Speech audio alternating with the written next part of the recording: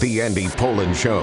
We got to go after this with everything we got, figuring they're going to come with everything they got. I'll start off by saying I'm bored, I'm broke, and I'm back. The Andy Poland Show on ESPN 630 starts right now. What is happening here should not be happening. All the laws of what should be and what shouldn't be are being broken by these Washington Commanders. It's absolutely remarkable. 5 straight wins, one with less than 6 seconds to go on the clock, and yet another walk-off win last night in a playoff game against a veteran quarterback, against a team that they had opened the season with a blowout loss. It's unbelievable. I don't know how many times I can say that word, but there really isn't any other way to describe what is happening with rookie Jayden Daniels and a football team that I think realistically had hopes of around 500, in that area. Certainly improvement from last year when they won only 4. But my God, they have won 13 games, and it's been 42 years since Jim Valvano rode the phrase survive and advance all the way to the national championship. And these Commanders are a long way from doing that. They have to win on the road in Detroit, and I'll get into that a little bit later. They are 8.5-point underdogs for Saturday night. And then very likely they would have to go to Philadelphia and win a championship game. And I said it, a championship game on the road to get to the Super Bowl. But if there is time left on the clock, I have never seen anything like it. They find a way to win. And remember, they had the blowout win over Tennessee before the bye. They got the late bye, which, as you look at a season, you go, wish it was earlier. But then when it comes, oh, boy, we're glad it's here because we're really tired. We got a bunch of young players who are used to playing college seasons. And now we still got a lot of football left to play, so let's reset with this break. They come out of the break. They're favored at New Orleans. New Orleans is playing really their third-string quarterback at that point, Spencer Rattler. And it comes down to the final play. There wasn't even any time left on the clock. New Orleans, rather than kick the extra point and play for overtime, went for 2. That was knocked away. So there were zeros on the clock when the play started, zeros on the clock when the game ended with a 20-19 victory. Then they're home against Philadelphia, and you go, okay, well, that's the Eagles, and they lost to the Eagles earlier in the year pretty soundly in Philadelphia, and Saquon Barkley's probably going to run wild on them. Well, Jalen Hurts gets knocked out early in the game. And again, it comes down to the final seconds. This was the one that had the most time left on the clock because Jamison Crowder caught the game-winning touchdown in a 36-33 comeback win with 6 seconds left on the clock. Then Atlanta comes down to overtime. Zach Ertz catches the winning touchdown pass in OT. Atlanta doesn't get to touch the ball. They clinch the playoffs with that. Again, zeros on the clock regulation-wise when Ertz catches the winning touchdown. Then last week against Dallas, in a game they didn't really need to win and didn't play Jayden Daniels in the second half, but what the hell? Marcus Mariota does the same thing. Touchdown pass to Terry McLaurin with 3 seconds left on the clock, a 5-yard TD pass. They win it 23-19. And then last night, it comes down to this. Step good, hold down, kick on its way. It is good! The Cardiac Commanders are the Clutch Commanders. They do it again. We'll see you in Detroit. Yeah, 8 o'clock kickoff Saturday night. Bram Weinstein on Big 100 last night. They posted the video of Bram and London Fletcher high-fiving when that kick doinks in. And some of the post-game reaction is just great. Terry McLaurin, asked about the game-winning kick, said this. I heard it, but I was just watching the ball. So, hey, still counts. We'll take it. Yeah, I heard it. I didn't see it. I heard it. Bobby Wagner, also on the sideline, said this. I was watching the screen probably like everybody else. And so I saw it kind of lean to the right. And we got a little wind. Bring it back this way and, kind of help it in. Appreciate you, guys. Yeah, I mean, look, in any other year, certainly in the last 25 years, that kick doinks outside. Maybe the game goes to it does go to overtime if he misses, and then they lose the game, and it's a big disappointment. And you look back on the year and you go, yeah, well, after the Brandon McManus thing didn't work out, they went through kicker after kicker after kicker, and it's understandable. Now, I don't know why they trained the cameras on Zane Gonzalez during the timeout for this, because it really, and I think if you know his story, really is not really a great idea, and I'll tell you why. I didn't really know this about him, that he has OCD, and it's a pretty serious thing. He had missed only 2 kicks all season, and he missed in a game where they didn't matter. They beat Tennessee 42-19. He was 0 for 2 in that game, but didn't make a difference there because they scored so many points and took care of business that they didn't need those field goals. And I remember watching him off a timeout get ready to kick, and he's taking off his helmet and he's smoothing down his hair and back and forth and back and forth. He doesn't really have that much hair. His hair is short. And I'm thinking, oh boy, do you really want to rely on a guy like that? Well, he did what he needed to do last night. He did also hit a 53-yard field goal, so it wasn't just the short one that he made to win the game. But this is something that was known about him. He was drafted out of Arizona State, and that was 2017. And it was known that he had that, and some felt like he would have gone higher in the draft. He was a 7th-round pick by the Browns and has bounced around. He's played for the Cardinals. He's played for the Lions, the Panthers, the 49ers, and now with the Commanders. He said the OCD affected him as a kid, just little thoughts, little funny habits that I do. He says, I've done a lot of research on it. Specifically, sometimes I rinse my hands before kicks. We're not seeing that on the sidelines. And I was kind of curious about it, but it's one of the most common things that people with OCD do. It instantly makes you feel relieved. I don't know why. It's just a placebo effect. It's not something I love having, but it is what it is, and I've learned to deal with it. He also says that this, strive for doing things exactly right each time, maybe actually helping him as a kicker. Whatever. It got the job done. But the head coach was, he had some spielkes, which he admitted to. I felt like I was in a Bounty commercial, where the cup spills. And it hit. And as it went through, I kind of just paused and probably skipped a beat. But that's, honestly, the emotion where it was at to go. We put it on the left, but was thankful, obviously, to knock it through. But there was definitely a long 8-9 seconds field goal. Yeah. Now, that was one of the few field goals that Quinn elected to take. He came in with a strategy that he stuck to. He didn't waver from it. And I questioned it at the time. You may have on the couch as well. Going for it on 4th down, time after time after time. They went for it 5 times on 4th down. I know they did it in a tie situation. I believe they even did it with the lead. Why not take the 3 points there and, live for another day? But Quinn's strategy was to go for it, and they've gone for it all season long. So he left 2 field goals on the board, or off the board, I should say, because they did not attempt them and turned it over on downs. But 2 of the 3 times that they were successful on 4th down, they turned those into touchdowns. So if he kicks field goals each time, that's 12 points. If he gets the 2 touchdowns, even though he was shut out twice, that's 14 points. So the math kind of makes it work. And I'd not seen him do this all year. I mean, he'd gone for it many times on 4th down, but passing up field goals in what turned out to be a much lower scoring game than was expected. I think the over-under on this was over 50, and we wind up with 43 points. This was not the kind of game that many expected, and there was a period of time, my God, it looked like, Baker Mayfield was able to do whatever he wanted to do in the passing game with Mike Evans. I mean, Mike Evans dominated this game for about 2 quarters, but the defense made the stops when they needed to make the stops, and I'll get to really what was the key turnover there. But this is Quinn on going for it time after time, as he did 5 times on 4th down. It is something that we do. We practice a lot. We're something that is part of our game. A lot of it has to do with number 5, and sometimes he can make a play that takes place that was not the huddle call. By using his legs and doing that.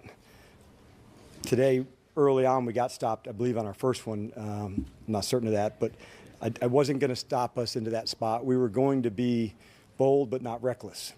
And I think that's who we are, the whole season. But when you do get stopped early, you just have to stay the course, knowing that, hey, keep your chin tucked and keep swinging, knowing that this is going to be a game that's going to go all the way down to the end. Yeah, he's a boxing guy. He does boxing workouts, so that reference there, keep your chin tucked and keep swinging, which they did. Now, here's the key sequence, which pretty much set up the field goal. And, boy, the way they were able to dominate the time of possession without much of a running game, they really did. I mean, Brian Robinson, what were his totals last night? Brian Robinson has had problems on the ground in recent games. He had 10 yards in last week's win against Dallas, 5 carries for 10 yards. And then yesterday, as I look at the numbers here, let's see, for total yards rushing, okay, it wasn't as bad, 82, but you have Jayden Daniels doing a lot of that. He was their leading rusher with 36. Austin Eckler, 8 for 27. Brian Robinson, 10 for 16. 10 for 16, yet they win the time of possession by over 10 minutes. So that's a very interesting stat when you look at it that way. But the big stat, and it almost always comes down to this, if you look at the number one stat in winning and losing football games, it's turnovers. And there was only one last night, but it was committed by the veteran quarterback with the veteran team in Baker Mayfield. Here's the circumstance. And it didn't seem as big a deal at the time because there was a lot of time left on the clock. There was like 11 and a half minutes left in the game. And, that could be in a normal game, 4 or 5 possessions, but the whole night, Tampa only had 7. So this wound up being very crucial. It's a 17-13 lead for Tampa. They can pretty much put the game away at that point if they score. This is after the Commanders had been stopped deep into their territory, like the 15-yard line. And it's now 1st and 10 at the 15-yard line, their own 15 for Tampa. And there's a botched handoff to Jalen McMillan, and Bobby Wagner recovers at the 13-yard line. The Commanders get it back. Again, Quinn passes up the field goal to get to within 1, and they throw a 5-yard touchdown pass to Terry McLaurin on 4th down. There's still 9 minutes and 46 seconds left to go in the game. It's not like that seemingly decided it, but as you look back, that was the key sequence there. With a chance for Tampa to put the game away, they turn it back over to Washington, which then turns it into a short touchdown. Here's Mayfield. It comes back to me, just timing it up correctly. First one all year that happened on, so obviously timing of it not great, being backed up. Defense had just done a hell of a job getting us the ball. Another 4th down stop, and yeah, unfortunate, but that falls on me. Yeah, so that's good. Good veteran will do that. He'll take the blame for that. Bobby Wagner, who they haven't had a lot of turnovers this year. They really haven't. That's been that would be, I would say, the weakness, one of the biggest weaknesses of the defense. They don't stop the run very well, and overall as a team, that is the weaker part of the team. But Bobby Wagner, and boy, has he been clutch all year long. The veteran came in. They were hoping just for the leadership, and he gave him another Pro Bowl season. Wasn't first team, but he had over 100 tackles for the 13th straight year. And when he saw it on the ground, he took it. I saw there was a fast motion, and I was kind of bumping towards the motion, and then I saw him fumble it and saw the ball on the ground. I knew we needed that ball, and so just made sure I got it instead of him.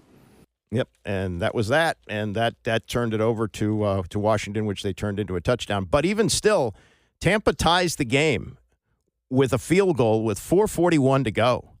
And I'm thinking at that point, yeah, Washington's got a chance to score, but they're going to turn it back over to Tampa. It would seem that way.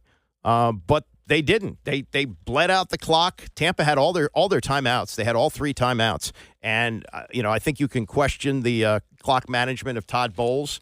I think there were some issues there that you could look back on, but they did everything they needed to do to bleed out the clock, 2 seconds to go, kick the game-winning field goal. Now, here's an interesting one, and I've made reference. It's probably too old for most people, but I've made reference to the 71 season, and it's a lot different than this one. But we also had gone through a long period of time where they didn't win.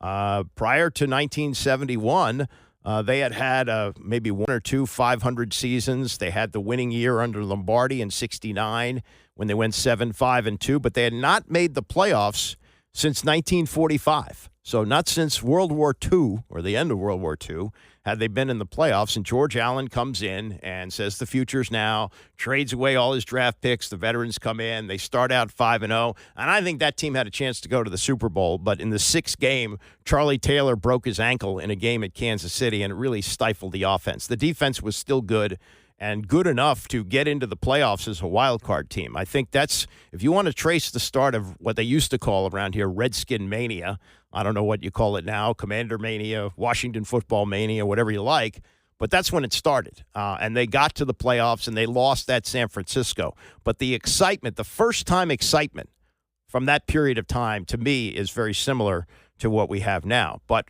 in winning a playoff game, which George Allen didn't do in his first year in Washington, Joe Gibbs did not even make the playoffs in his first year in Washington.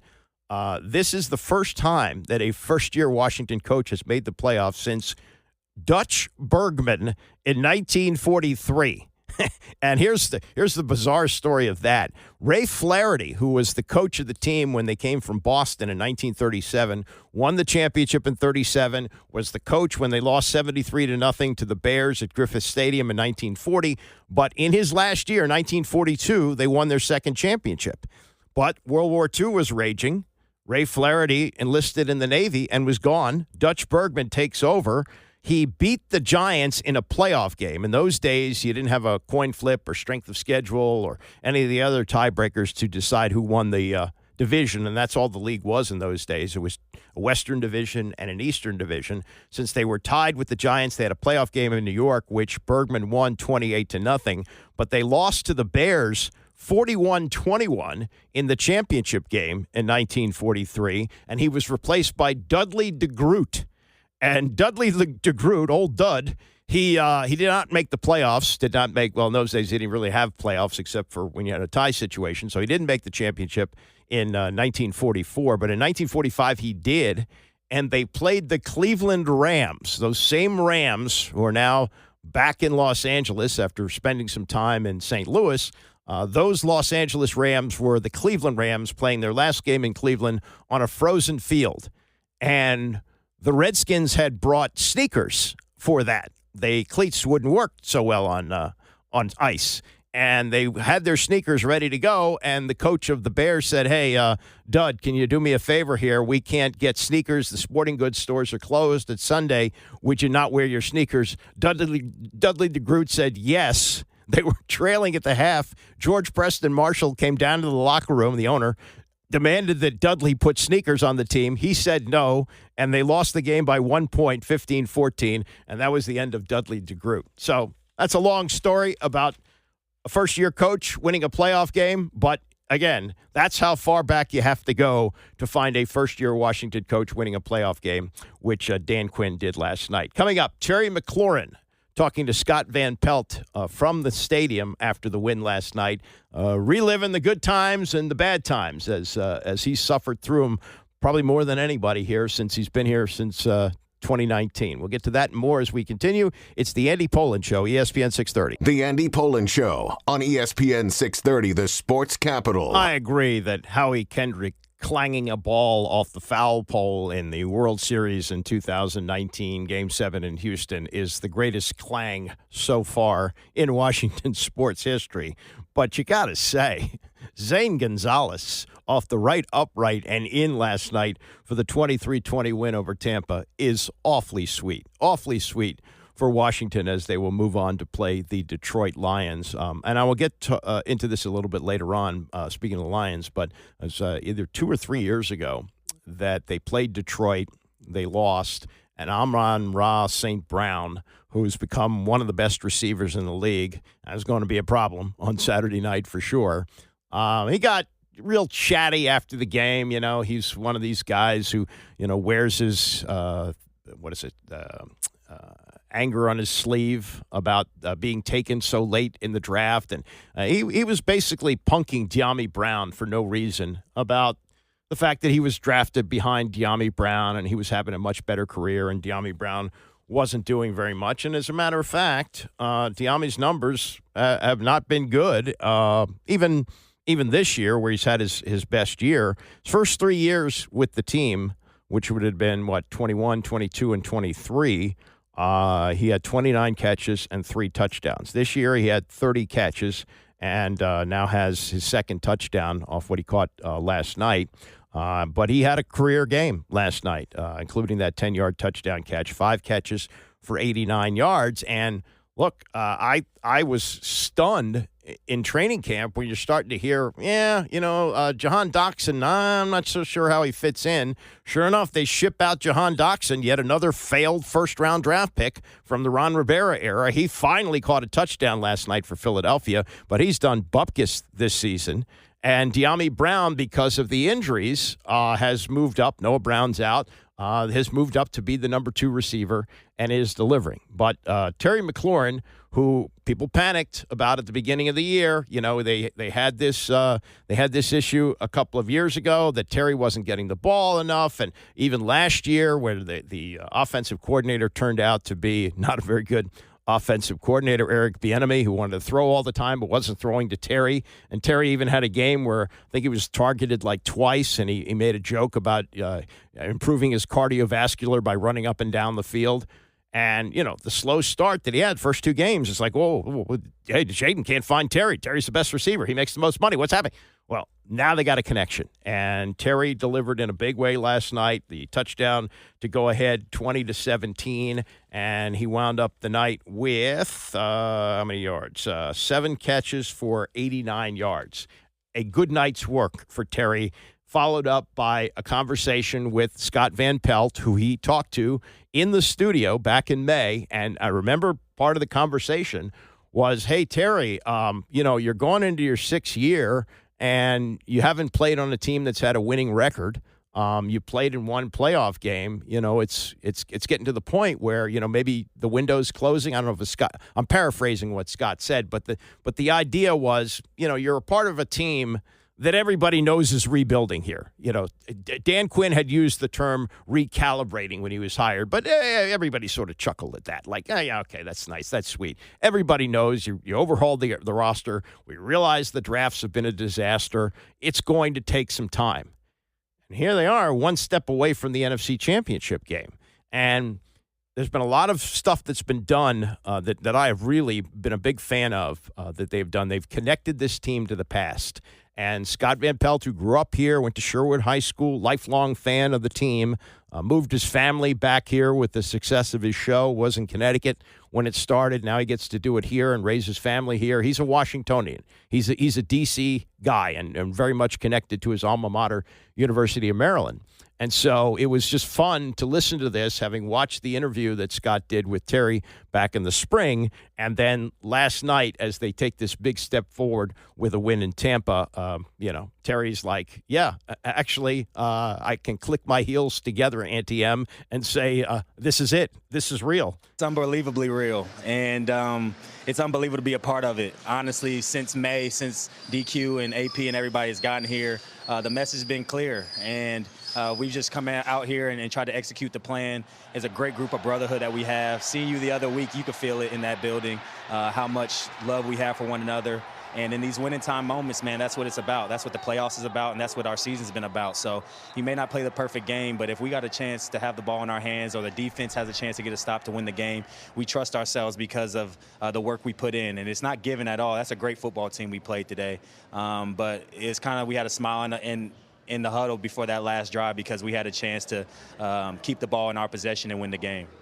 I'm going to get to that in a minute, but you guys, you're going to go for it, Terry, on 4th down. We understand that. There's a consistency to that approach.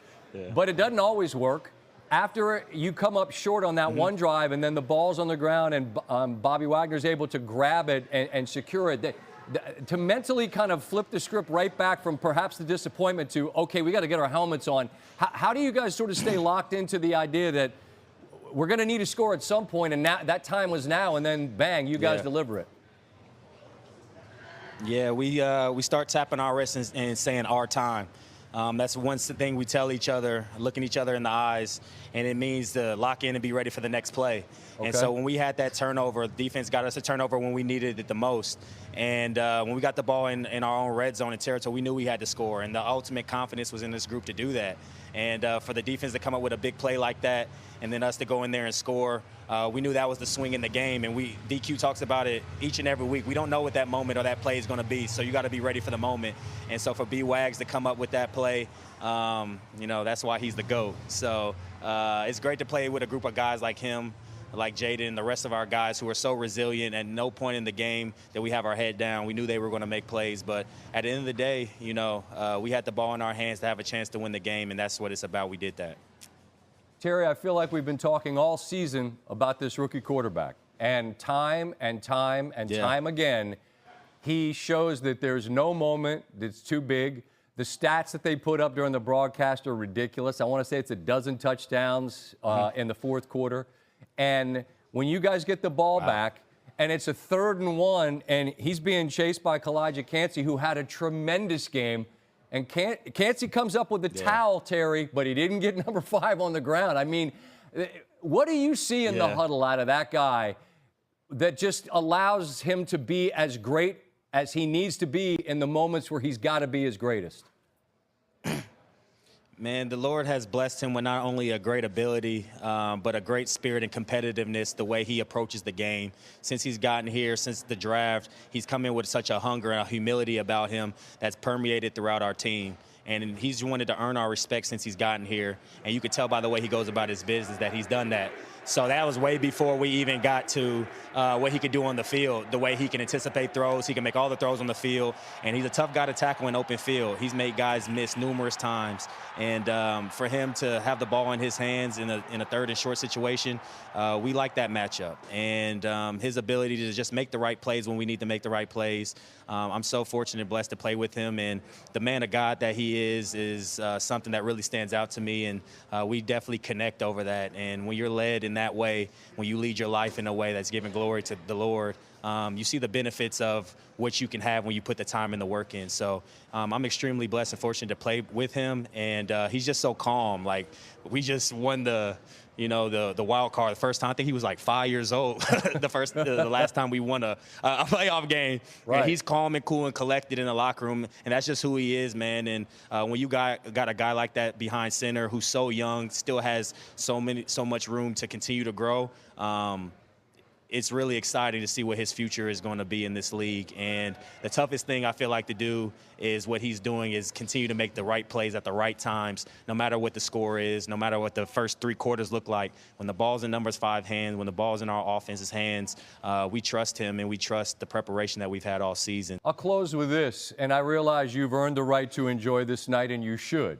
But I've had the chance to talk to you all about this area and how hungry they've been, and you guys are starting to feed it. And I can't imagine how excited they'll be all week long about the opportunity that's in front of you. You get to go do it. And look, Detroit's a wagon. Okay, they're the one for a reason. But you guys get 60 minutes to put what you can put on tape on tape.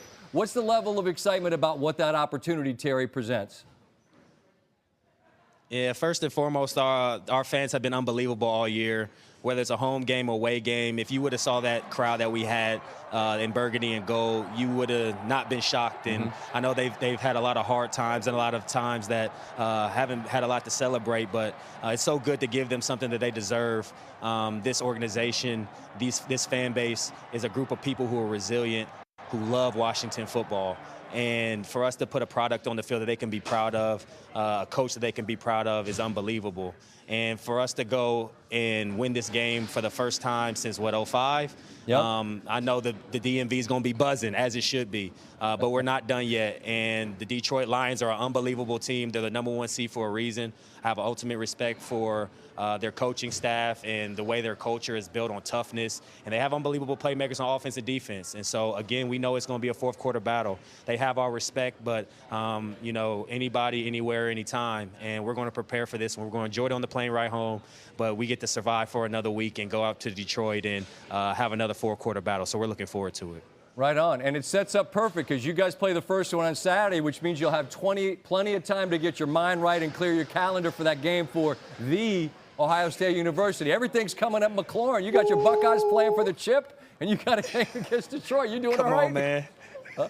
Hey, man, you see this? You see the smile on my face? I do. Life is great right now. We're winning the playoffs. Buckeyes are in the national championship. I got the Buckeyes. Shout out to Coach Day. Shout out to all the guys back in Ohio. Go finish the job, man. You guys are built for it. Everything you've been through is for this moment. But just so happy to be a part of this organization in Washington, to go on in the playoffs and have a chance to advance. And we know it's going to be a tough matchup, but we're looking forward to the challenge, and we're going to be ready for it. And, Scott, go ahead and put up that Commander's flag, man, because you should be wearing it loud and proud like you have been. Left hand up. You know what it is. Hey, who are we? Yeah, there you go. Travel home safe, Terry. I appreciate you, sir. Yeah, that was great last night. And a fan and a player who've been through it, man. What Terry has been through since he's been here, and to have comported himself the way he has, just a remarkable player. And I wonder about this, too. He's got 1 year left on his contract. They have to start talking probably in the offseason about what they want to do for an extension. Well, he's been around for a while, and he was not 20 years old when he came out of college. He took a redshirt year. So, he's getting close to 30 now, and I would wonder, given his stature in the community, what his goals are, and we'll get to his little embrace with Magic Johnson last night in a bit, but I think it might be best for him long term. I'm not his advisor, and you want to make as much money as you can playing football because you can't do it for that long. But it might be in his best interest as a person long term to sign here, play for one team, and have that, kind of thing that people like Joe Theismann have around here, Gary Clark, Brian Mitchell, Doc Walker, people who have won here and are revered in the community, and he could be one of those people, whatever avenue he chooses to pursue. And he's talked about picking Magic's brain about business. That's something he wants to do, and he's certainly got the personality for it. And boy, he has just been unbelievable this year. This is really the breakout year for him. It took a long time. It was a long time coming, year 6, but he broke the team record for touchdown passes caught in a season with 13, and was key again last night with 8 catches and the touchdown, which ultimately decided the game. And these numbers for Jayden Daniels are just stunning. I mean, there's like a basket full of stats, but here's one.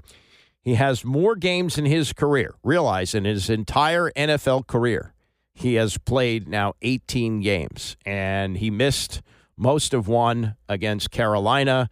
He sat out the second half of 2 games, or sat out the second half last week, I think the fourth quarter of another. But in the games that he's played, only 18 games in an NFL career, he has more games where his team has 0 punts and 0 turnovers, as they did last night, 3 of them, including playoffs.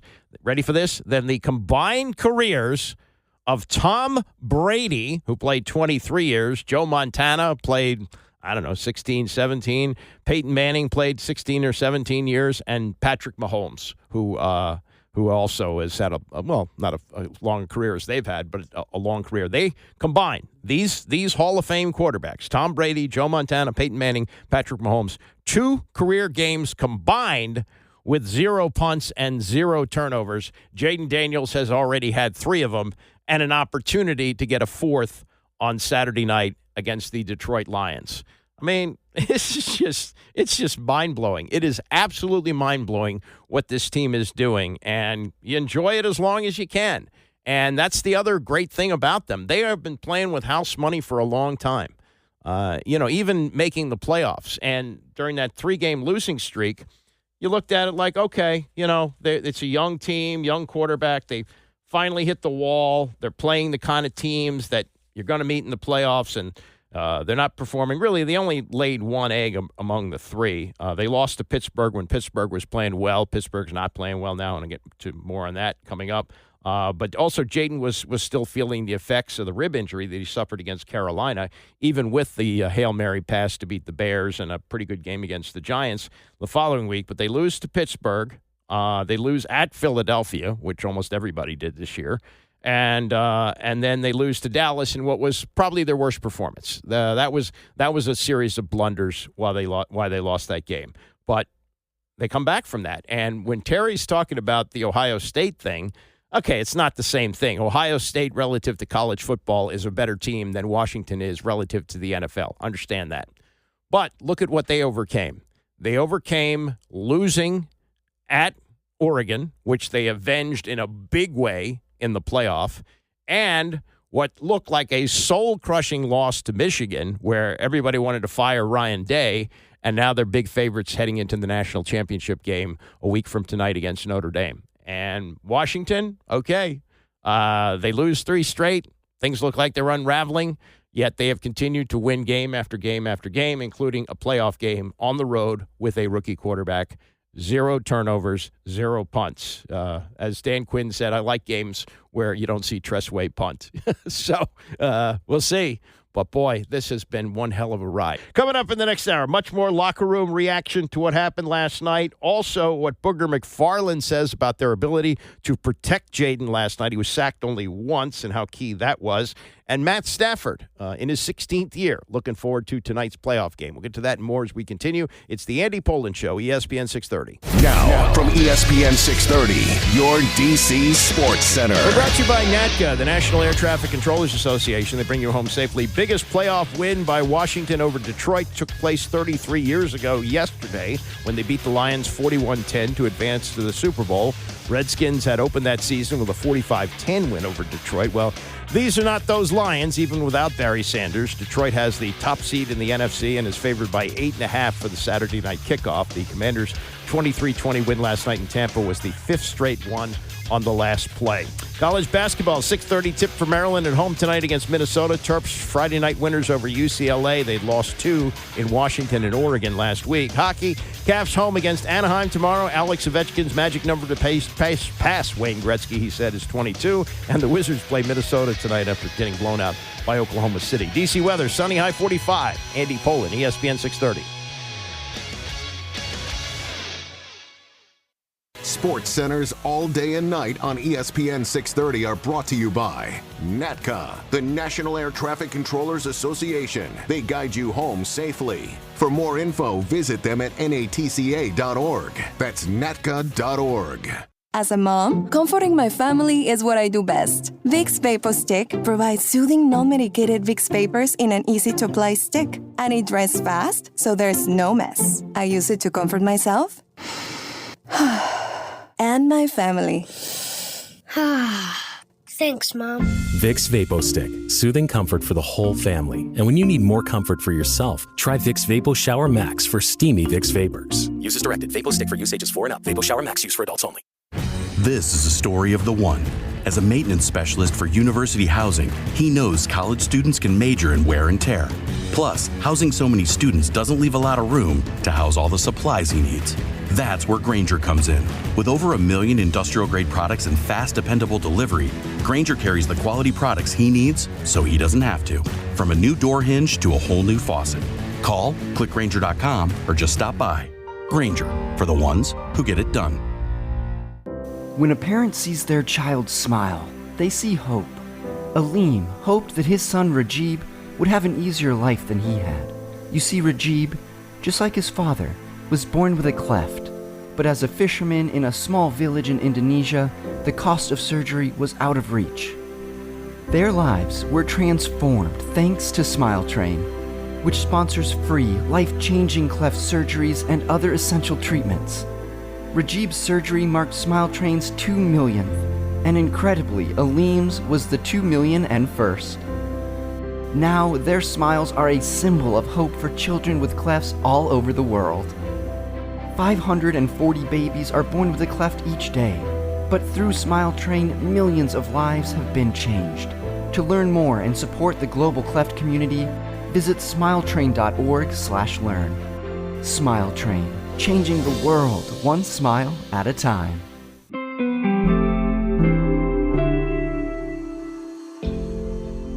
My name is Mario.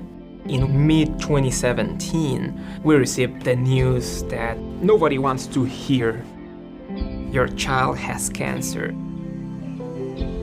St. Jude made us feel that everything was gonna be alright, and it was like a huge weight coming out of my shoulders.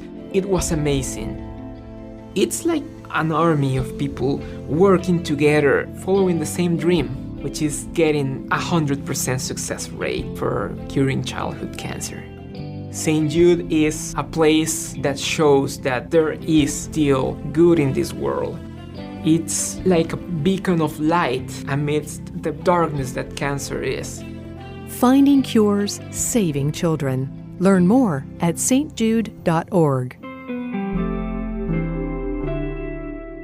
WSBN Washington, ESPN 630, the sports capital, your DC home for the Baltimore Orioles, the Baltimore Ravens, UVA basketball, and UVA football. The Andy Pollin Show. We got to go after this with everything we got, figuring they're going to come with everything they got. I'll start off by saying I'm bored, I'm broke, and I'm back. The Andy Pollin Show on ESPN 630 starts right now. You may have heard me say this before, but I have watched nearly every game that the Redskins, Washington football team, Commanders have played for nearly 60 years. I've missed a handful along the way, but not many. And I cannot remember a season anything like this. And that includes the 5 Super Bowl years in which they won 3 times. It is just remarkable what's happened here. And it's happened in a way that your wildest expectations are being exceeded, and being exceeded at a position that has been a complete disaster over the last 30 years. Terry McLaurin, who has been here since 2019, is now playing with his 14th different starting quarterback. And he's played a whole season with him starting every game, though he's also caught passes from Marcus Mariota this year. But this has just been something it's hard to believe. It really is. And if you'd have said back in September, oh, yeah, you get to mid-January, they're going to be playing in the divisional playoffs. What? You got to be kidding me. And, it's been just about a year. It was almost exactly a year ago that Dan Quinn was introduced as the head coach. And he was asked about rebuilding the team. They won 4 games the year before. And he said, I don't like to use the word rebuild. And he said it with sort of a snicker, but he said, I like to use the word recalibrate. And everybody sort of snickered at that as well as I did. Okay, that's a nice thought. He's a new coach coming in. No coach likes to say, oh, yeah, it's a 5-year plan. You used to be able to say that. You can't say that anymore. And the 5-year plan has turned into something like, oh, my God, this could be crazy. If they beat Detroit, and they go to the NFC Championship game, which very likely will be in Philadelphia, though, who knows? We got Minnesota playing at the Rams tonight. They're playing the game in Arizona because of the wildfires. But the winner of that will go to Philadelphia, and either of those teams is capable of winning, particularly Minnesota. They won 14 games this year, and, the Eagles didn't look great. They won the game the other night, but they didn't look against Green Bay last night. But Green Bay had a whole lot of injuries. Jalen Hurts coming off 3 games, missed that, was hurt in the game here, and then missed the last 2 games of the season, had been out for nearly 3 full games. Looked a little rusty. They could lose that game, and, you just never know. You might be playing a game, hopefully, if Los Angeles is back on track by that time, or going to Minnesota. And either way, no more cold games, right? I mean, worried about Jayden Daniels playing in cold weather. He grew up in California, played at Arizona State, played at LSU. He has played a couple of cold weather games this year, but not brutally cold games. That's over with. No way that happens. They go to Detroit indoors. They go to either Minnesota or Philadelphia. Or Los Angeles, who knows? But they're all, Philadelphia, I guess, would be a cold weather game if they go there. But if they get to the Super Bowl, it's warm weather. Anyway, the next step is warm weather. And, these are kind of fun to listen to. We have various lengths. We have the top 40 hit that we play on the top 40 stations, and we have the album cut versions. So let me give you the album cut versions of both TV and radio. If you were up late, you heard Mike Tirico and Chris Collinsworth say this as the Zane Gonzalez field goal doinked off the right upright and went in. From 37 to send Washington to the Final 8. The Washington Commanders off the upright.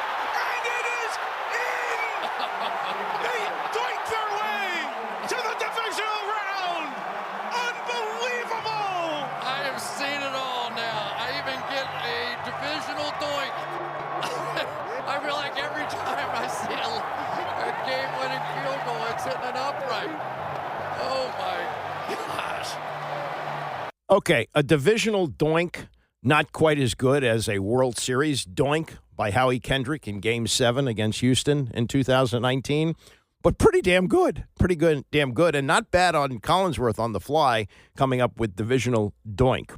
That was the TV call, which you watch. The radio call, which you may not have heard, but is making the rounds on social media, our own Bram Weinstein with London Fletcher. Step good, hold down, kick on its way. It is good! The Cardiac Commanders are the Clutch Commanders. They do it again. We'll see you in Detroit. And Jay Gonzalez kicks in the door and kicks us into the second round of the playoff. This team, at the end of games, I have never seen anything like it. They get it done week after week. Yeah, I have never seen anything like it either, Bram, and I've been watching these games longer than you have. I think I'm about, I don't know, maybe 15 years older than Bram, something like that. Again, if you look at these games and you go, how the hell did this happen? Now, they were favored in these games, and the only team that they beat with a winning record in this stretch prior to last night's game was the Philadelphia Eagles, but Jalen Hurts got knocked out in the first quarter with a concussion. But still, these are games that are losable games. Some of them are on the road, like the New Orleans game, where it came down to a 2-point conversion attempt on the last play of the game. That was knocked away. Zeros on the clock as they hold on to win 20-19 in Week 15. Week 16, home against Philadelphia. Yeah, Hurts gets knocked out, but the Eagles are a good team, and they still have the ability to run wild on you, and it looked like that might happen, but no. Jamison Crowder catches a touchdown pass with 6 seconds to go. They win 36-33 in a big comeback. The Atlanta game, which they need to clinch the playoffs, that's the Sunday night game. Zach Ertz catches a touchdown pass in overtime. Zeros on the regulation clock, 30-24. They're at Dallas in a game they didn't really have to win, but they wanted to win. They wanted to have the momentum going into the playoffs. And Marcus Mariota, in the fill-in role for Jayden Daniels as a precaution, sat out the second half. It's a touchdown pass to Terry McLaurin from Marcus Mariota with 3 seconds left on the clock. And then last night at the gun, as you just heard, the game-winning field goal. So that's 5 straight games, all won with 6 seconds or less left on the clock. It's just unbelievable. And the trigger man, he is absolutely unfazed. I mean, when you listen to Jayden Daniels, and he's cooperative in these news conferences, he just doesn't have a lot to say. And I credit him for this. He gives you the answer to the question, but he doesn't BS a lot. That's not his thing. He certainly is no Joe Theismann. That's not his jam. What he does is what he does, and he's not big on bragging about it or anything like that. It's just, as he says, he's smiling, he's playing football, and he's very competitive. That's another great thing about him, is just how competitive he is. And they did set up the game-winning field goal, but that wouldn't have been the way that Daniels wanted to play it. Selfishly, I wanted to score, but that's why I don't coach. Just go out there and play, DQ and then make those decisions. But obviously, you got to be smart. We don't want to give them the opportunity to go out there and, you never know what happens in this game. So obviously, we get a couple first downs, slow some things down, make them use their timeouts, and, we keep going from there. Yeah, working the clock as they did, and they did it miraculously well with Tampa having 3 timeouts left. That was key, too. When they got the ball, wasn't that they had 4:41 left on the clock to kill and to set up the game winner, but you had Tampa with 3 timeouts, and they managed to make them burn all of those, and they set up the game-winning field goal with 2 seconds to go. Well, how they're doing this. This is more from Daniels last night. You've heard the word brotherhood a lot, but it fits. And I remember when they started off-season workouts. Now, they got to start a week early because they had a new coach. That's how the collective bargaining works. And what you heard was, oh, yeah, Dan Quinn got these guys together. They didn't do anything in terms of workouts. They didn't practice. All they did was get to know each other. I thought, okay, that's sweet. That's nice. Apparently has gone a long way. I mean, that's just the brotherhood and that DQ. I mean, that DQ set, the brotherhood, the togetherness that we have within the locker room.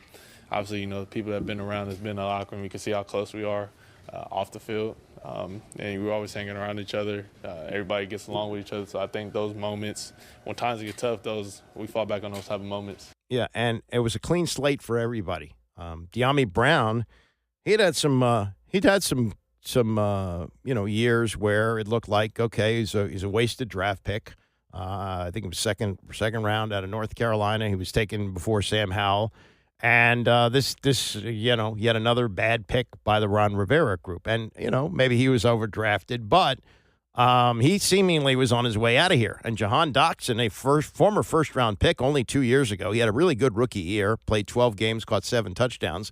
Last year in the Eric Bieniemy offense, he wasn't really used as well, and some of it could have been blamed on Bieniemy, I guess. But in training camp, you're starting to hear things like, "Oh yeah, De'Ami Brown, he's really doing really De'Ami Brown." I thought they were pretty much ready to give up on him. He's in the 4th year of a rookie deal. I mean, come on, if they cut him, it's no big expense. What are they enthused about him for?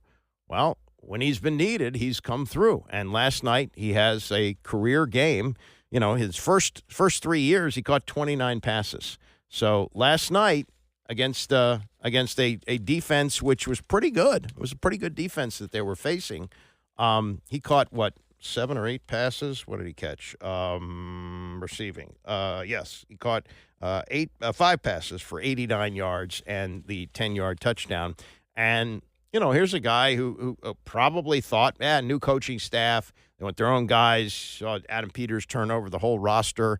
You got Dotson still around. They're bringing in other receivers here. Maybe I don't fit, but they kept him, and it's paid off. Man, I'm just grateful, even for that opportunity. I know the previous years wasn't like that, but, just the opportunity that I'm given, I'm grateful for it. Yeah, and when he needed to make the catch, he did. And here's a guy who was part of a team that was a mess for 3 years. His first 3 years in the league, 21, 22, and 23. The second year, the middle year of those 3, they were 8-1. Whoopee. But he's seen quarterback after quarterback go through here, coordinators, all those different things, and now he's a part of a team that's got something special going on. Oh, man, it's just encourage each other. Nobody ever put their head down, and it was a time when we had 3 losses in a row. And I know that was a tough time, and a lot of people didn't believe in us, but we stuck for within us. We always said this isn't the end. We control what we have at the end of the day. And however we want our season to end, we're going to do that. So that's how that brotherhood come together. Yeah, and that last drive where they get the ball with 4:41 to go, it's a tie game. They want to do 2 things, bleed out the clock and win it with a touchdown or a field goal. This is what the atmosphere was, according to Terry McLaurin. There was nothing to need to be said. We just looked each other in the eye, and we were like, they don't get the ball back. You know what I mean? Like, we finish it with the ball in our hands, and it's our time. And when you say that, you got 10 other guys looking you in the eye and saying it's our time, and we all know what that means. And so we knew it wasn't going to be given to us at all. That's a great team that's over there. But for us to execute when we got to have it the most, that's what we've been preaching. That's what we've been preparing for all season. So it's going to show up. Showed up this week, and no doubt that there'll be winning time moments next week as well. Well, we'll see. They're 8.5-point underdogs at Detroit. But, Dan Quinn, he's taken a team to a Super Bowl. He's won a Super Bowl as a coordinator in Seattle, went to another one. He's been a part of great teams, but says about this one. I've been on some teams that were exceptional, but they were maybe not in a lot of close ones. And so when that becomes the norm, I think you live in that moment more often. And I think that is probably what's taking place with the group. They have a lot of belief in one another. Jayden certainly is a big factor in that. I think if he had his heart rate monitor on and mine, they would not be the same in the game. And his stays pretty consistently good. And sometimes I'm like the duck. If you just saw the feet going under the water, it's good. But he really is into that space, exceptional. Yeah, I mean, you see him on the sidelines. Now, Quinn does a pretty good job of keeping cool. Nobody ever did it like Tom Landry. Tom Landry was stone-faced no matter what, except when he won his first Super Bowl and he allowed himself to smile. But you don't see Quinn. He's enthusiastic, but you really don't see him getting angry about anything or fired up. He's pretty even-keeled most of the time, and I think that's had a calming effect on this team. But, again, they look at situations that seem impossible, and they spit at them. They just stare them down, and they get it done. Tim Hasselbeck, former quarterback here, actually put up a 0.0 rating against the Dallas Cowboys in his year when he was here with Steve Spurrier's second year. He goes into Scott Van Pelt's studio every Sunday night to analyze the games, and was there last night to look back on what happened. And he's in amazement with this rookie quarterback, as everyone else is. And this was the Hasselbeck breakdown of the 23-20 win over Tampa. What a football game. Yeah. Let's work our way backwards from the drive led by their rookie quarterback. And as we looked at the numbers and just went through it in our minds of all the circumstances where he has led them, what has he demonstrated all season long? I mean, listen, you and I are watching it probably with a confidence of this guy can do it. So think of how the team feels. We're talking about the number of times it's happened this year. Well, and what's interesting, and when you see him go on this drive, he obviously makes a couple big throws. Then on that 3rd and 1, when they were trying to get Tampa to jump off sides, you see him laughing, joking around. I mean, it's like there is obviously a poise about him. And then this run right here, that can't be understated. That's Elijah Cansey, who had an incredible game tonight, disrupting everybody. He's there to make the play. He had the towel, but Yes. he didn't have number 5. The stiff arm gets him free, and then obviously, like he's escaped all year, he's able to pick up the first down, which allows them to kick that game-winning field goal with no time left. So, yeah, this was, to me, Scott, this was a game where it was like a really evenly matched game, and both quarterbacks played really well. And in fact, Daniels played well despite his team not being able to run the football. And Baker made the one mistake that you had in the highlight, where he doesn't snap the ball early enough on the fly sweep, and it's a fumble, and then that allows Washington back in the game. And there's also a play which was not in the highlight, but it was a 3rd and very short for Tampa on the drive where they settled for a field goal. It was the snap that looked like maybe the snap count was off. Because Barton, the center, I think that they stemmed to a jam front. Basically, they cover the center and both guards. They stemmed to that last minute, and I think through all of it, young center, ball just gets snapped early and forces Tampa to kick the field goal. Right, because they tackled Irving for a loss. They didn't do that much at all in this game. Look, this is a Washington defense that is clearly not its strength.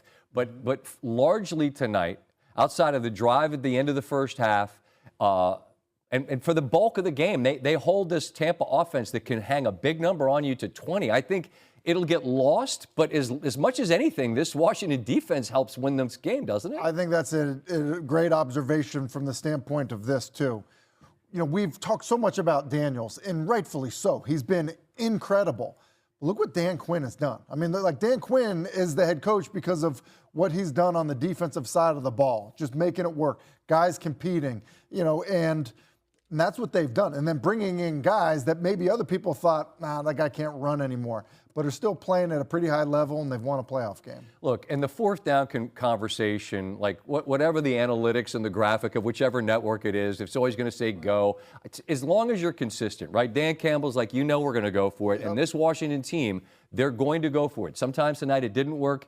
It did enough. And in the end, they're able to shtoink one off the upright and get a victory. Well said, Scott. A shtoink. You can call it a doink. You can call it a shtoink, whatever it is. It was a wonderful sound of the ball bouncing off the right upright and in. The 4th downs, I've really never seen a coach call a game like this. He was passing up gimme field goals to go for it on 4th down, and they went for it 5 times. They made it 3 times, but the 2 times they missed, those would have been almost automatic field goals for Zane Gonzalez. However, if you stick with the strategy, you wind up with more points. So if they convert 4 for 4 on, I think the other 4th down was closer to midfield. It wasn't a situation where you could kick a field goal. But if you go 4 for 4 on those field goals, that's 12 points, right?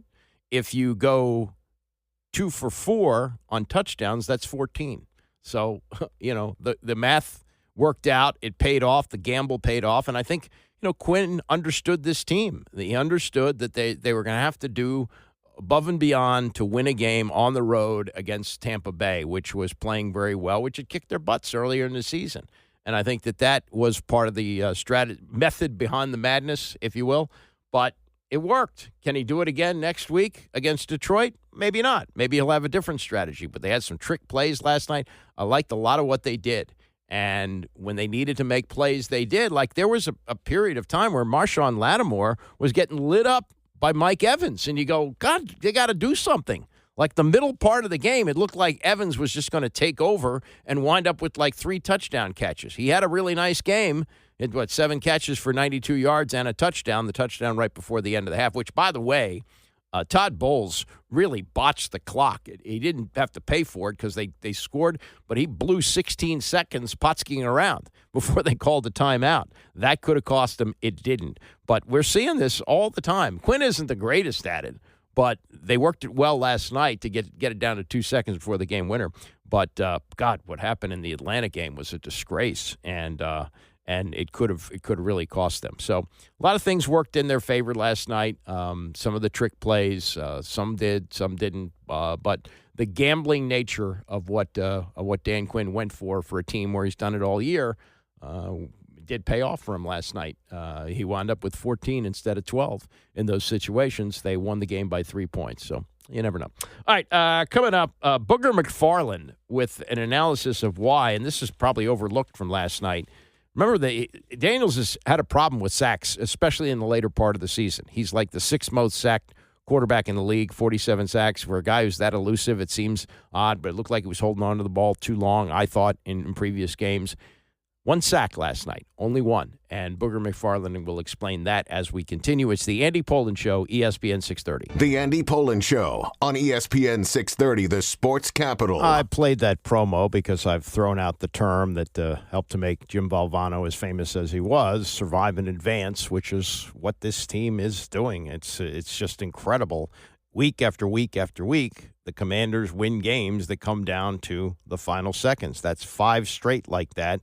Most time left on the clock, the game-winning play was 6 seconds in the Philadelphia game where Jamison Crowder caught the touchdown pass. Not that Jayden Daniels didn't take some hits last night. He carried the ball 13 times. He was their leading rusher with 36 yards, and that's not even counting the hits that he took in the pocket as he delivered passes. He was terrific passing once again, 24 of 35, 268 yards, 2 touchdown passes, no interceptions, no punts in the game, passer rating 110, everything you could ask for. But the fact that whatever they did, whatever adjustment they made, because he's been taking a lot of sacks at the end of the season, just 1 last night. Booger McFarland, now with ESPN, played some of his career with the Bucs, won a Super Bowl there, looking at what happened last night. The offensive line controlled the Bucs' defensive line. Anytime you go against the Todd Bowles team, you know you have to prepare for the blitz. Bowles is going to bring a lot of different pressure. And so for this offensive line to prepare and execute against the Todd Bowles defense with their rookie quarterback in that building is tough to play in at night. They were souped up, they were amped up, and to execute at the level they did was absolutely outstanding. Now, I was surprised, and you could hear it, the number of Washington fans that were there. People went for this. This is a team that wasn't drawing at home. They were playing last few years in front of half-empty stadiums, and the people that were there were rooting for the other team. People have gotten back on board very quickly here. I think even quicker than the team anticipated. This has been, everything, the perfect storm. You have a winning, number 1.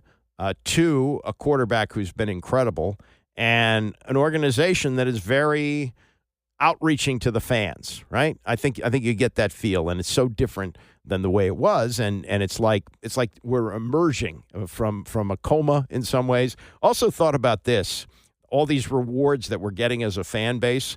It almost seems like, and I'm not making comparisons to this. This is nothing like that. It's just something I'm using as an analogy. But let's say a guy goes to jail for 25 years for a crime he doesn't commit, and they find out, he was wrongly convicted. Well, they reward him with some money for time served. Sometimes they walk out of jail with a couple $1 million. That's kind of what that feels like. This is making up for all the ridiculous seasons they had, especially under Dan Snyder. And that doesn't even count the ones like where Gus Frerotte banged his head against the wall, where Snyder didn't even own the team yet. I'm talking about just the awful disgrace of the team, where you were embarrassed to have him as an owner, embarrassed by the stadium, embarrassed by the team. All that's gone, and the future looks just so incredibly bright. It's almost hard to get your head around it. As for the team that they are going to be facing on Saturday night, Defensively, they started off the year great, but they lost 6 starters along the way and arguably the best pass rusher in the league. So it's really more of an offensive juggernaut now. That's probably the reason for the 8.5-point spread. But this was Bill Cowher on Friday before he knew what was happening and who they would play. But this is Bill Cowher Friday with Dan Patrick on what he's seen so far from the Lions. They are so battle-tested right now. They are such a reflection of Dan Campbell. Everyone keeps talking about what they don't have, and he just keeps using that for fuel to fuel this team. Aaron Glenn has done a fantastic job. Ben Johnson, I think, is one of the best offensive coordinators in the league. And they're getting a little bit healthy right now. So they get a bye week, they get healthy. You're playing at home in Detroit. They got to win 2 games. I just don't know if there's a team there. You saw what they did against Minnesota. That's probably their biggest robbery if you think about that team. The only team I think that really can go in there are the Philadelphia Eagles. I think the Philadelphia Eagles has what it takes because they can run the football, they can play defense right now, and they got a really good offensive line. And if again, Jalen Hurts comes back, and he's supposed to come back this week, I think that's the one team to me that I think can battle them. And Jalen Hurts did come back. The Philadelphia Eagles won yesterday over a Packer team, which was dropping like flies. The starting left tackle went out. They had like an open tryout there. There was just holding penalty after holding penalty. Guys getting injured all over the place. And the Eagles won the game 22-10. And it really wasn't that close. I mean, Jalen Hurts didn't even play that well. But, a couple things have to happen in order for there to be a matchup with the Eagles. One, the Eagles have to win against whoever they play after tonight's game, Minnesota and the Rams playing. And Detroit has to win. Detroit has to beat Washington. They're 8.5-point favorites to do it, but they still have to do it. Couple of things, though, from this Eagles game. There's all this worry about concussions, as there should be. And they've come up with these Guardian caps. And they talk about, how concussions are down in the preseason and all that. Maybe so. But these Guardian caps, they're just a little bit of a layer of protection. The issue of concussions is the brain floats in fluid in the skull. And when there is a collision, the brain slams against the skull and causes damage. And you can pat it out all you want, but it's still a floating body inside the head. And the blow can be cushioned to some extent, but I don't think enough. And if you're watching yesterday, Romeo Doubs, who's a wide receiver for them, he'd been out with a concussion, coming back, playing with a Guardian cap. Third quarter, Packers are down 10-0, but they're getting into field position where they can score with a field goal or a touchdown and make it a game. They face second and third from the Philadelphia 23. Jordan Love dropped back, threw a ball in the end zone for Doubs. He went up for the ball, double coverage, and landed on his head. It bounced off the turf. Second concussion in a season, you worry about that. So that's a concern. That he was emblematic of what happened yesterday to Green Bay. And then you had a couple of other crazy things in this game. Saquon Barkley had a chance to score a touchdown, and he still ran for over 100 yards. He had 110 yards in this game, and the Eagles, as I say, won it. But towards the end, when they were trying to run out the clock, he broke in the open field and could have scored, but went down on his butt to keep the clock running. And that was the most bet-on thing going into this game. Barkley, a minus 190 favorite to score a touchdown, and did not. And then also... two other things. One other thing. A.J. Brown was, if you saw this, was reading a book on the sideline during the second half, and the book was seen as a passive-aggressive move. He had one catch for 10 yards on 3 targets. It seemed like a move of, well, you don't need me. I'm just going to sit here and read my book. But no, that wasn't the case. The book is called Inner Excellence. It's written by Jim Murphy, written to train your mind for extraordinary performance and the best possible life. And Brown said he actually brings the book to every game. It's the first time the cameras caught him reading it. And he said he's highlighted passages that can help bring him a sense of peace. It wasn't because he was angry. It was because he needed peace. He says, I wasn't frustrated at all. I figured that's what you all probably thought. Why do you always think I'm frustrated? Dang, I like to read. He said, I use it to reinforce and lock in despite what may transpire in the game, good or bad. People tend to create controversy when they don't know the truth. Still, it is an odd look, seeing a wide receiver reading a book on the sideline. Didn't Willie Beeman do that in that movie? Anyway, that was quite a sight yesterday in that game. Tonight, you got the Rams at home playing the incredible Minnesota Vikings, who just happened to be in the wrong division. They finished 14-3 and are going to have to make their way to the Super Bowl on the road. Matt Stafford's been there, done that. He's won a Super Bowl with the Rams, and now in year 16, looking to make another run, as he talked to Rich Eisen on Friday. I'm cherishing these opportunities. I played 12 seasons in Detroit. We got to go to the dance 3 different times. Obviously been lucky enough to go 3 times out of my 4 years here. And just every opportunity you get to extend your season, play playoff football, play meaningful football this time of year, it's something I don't take for granted. It's something that I know our guys on our team don't as well. And we've earned this one. It wasn't a great start to the season. We battled through a bunch of injuries like other teams, but we came out the other end of this thing with a successful season, and it's on from here. Here we go.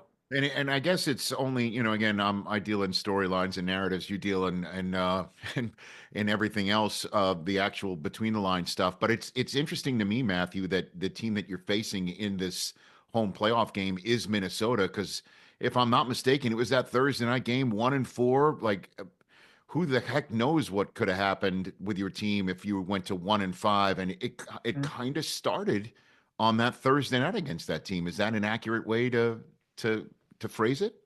Yeah, I'll tell you what, at 1-4, they were all pretty darn meaningful after that. We didn't put ourselves in a good situation, but yeah, on a short week, got to go. Here we go, playing a really good football team. 14-win football team in the regular season, man. It was a huge challenge for us. They've got great players on offense, great players on defense, and was proud of the way that our team responded and fought and played, and obviously got the win. It's going to take a similar, if not better, effort on Monday night. They've gotten better, we've gotten better, but you got to go out there and play better in those 3 hours. And we do everything we can throughout the week to prepare to get ourselves ready to go cut it loose, have no fear, have fun, and try to come out on top. Well, I guess the good news also is you're division champs, which means you obviously did well against opponents you've seen twice in a year, right? Like that's a division opponent. Now here you have seen this opponent twice. Is there any benefit, do you think, in that regard? I don't know. Whatever benefit we have, they have too. Right. They're going to get a second chance at seeing us. But like I said, it's been a while since we played. It's not a 3-week turnaround. We've evolved as a team, had, injuries or guys come back or whatever it is. The lineup we'll put out there will be different, and so will theirs. So, like I said, we're going to do everything we possibly can to go put ourselves in a great position, and then you got to go play good for 3.5 hours. That's what it boils down to.